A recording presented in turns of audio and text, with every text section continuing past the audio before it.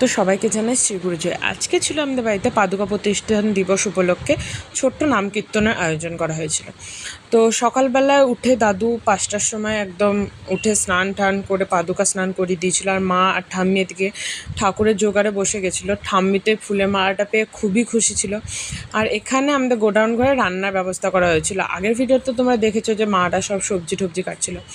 এই 75 বছর বয়স হওয়া সত্ত্বেও দাদু সকালবেলা উঠে স্নান টান করে পাদুকা পুজো করে তারপর রান্নার ওদিকে চলে গেছে।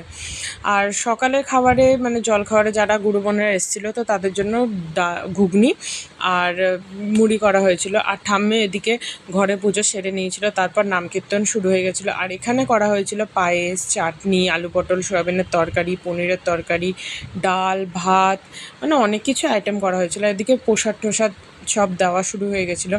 সব শেষে আমরা বাড়ির লোকরা খেয়ে নিয়েছিলাম। তো আজকের মতো ভিডিওটা এই পর্যন্তই। সবাইকে জানাই টাটা।